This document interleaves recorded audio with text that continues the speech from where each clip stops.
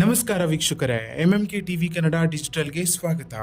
ಬೆಂಗಳೂರು ಗ್ರಾಮಾಂತರ ಜಿಲ್ಲೆಯ ದೇವನಹಳ್ಳಿ ತಾಲೂಕಿನ ಕೂಡುಗುರ್ಕಿ ಗ್ರಾಮದಲ್ಲಿ ಇಂದು ಸಾಂಪ್ರದಾಯಿಕ ಪೂಜಾ ಆಚರಣೆಗಳು ಭಕ್ತಿ ಭಾವದಿಂದ ನೆರವೇರಿದವು. ಗ್ರಾಮದ ಆರಾಧ್ಯ ದೇವತೆಯಾದ ದೊಡ್ಡಮ್ಮ ದೇವಿಯನ್ನ ಮತ್ತು ಸಪ್ಲಮ್ಮ ದೇವಿಯನ್ನ ಮೆರವಣಿಗೆಯ ಮೂಲಕ ಗ್ರಾಮಕ್ಕೆ ಕರೆತರಲಾಗಿದ್ದು ಭಕ್ತರು ಭಕ್ತಿಪೂರ್ವಕವಾಗಿ ಸ್ವಾಗತಿಸಿದರು. ನಂತರ ಗ್ರಾಮ ದೇವತೆಯಾದ ಕತ್ತಿಮಾರಮ್ಮ ದೇವಿಯ ಮೂರ್ತಿಯನ್ನ ಊರಿನ ಪ್ರಮುಖ ಬೀದಿಯಲ್ಲಿ ಇರಿಸಿ ವಿಶೇಷ ಪೂಜೆ ಸಲ್ಲಿಸಲಾಯಿತು.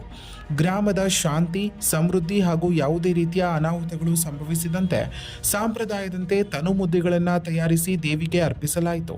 ಪೂಜಾ ವಿಧಿವಿಧಾನಗಳ ಪ್ರಕಾರ ಮರಿ ಬಲಿ ನೀಡುವ ಮೂಲಕ ಪರಂಪರೆಯನ್ನು ಮುಂದುವರಿಸಲಾಯಿತು.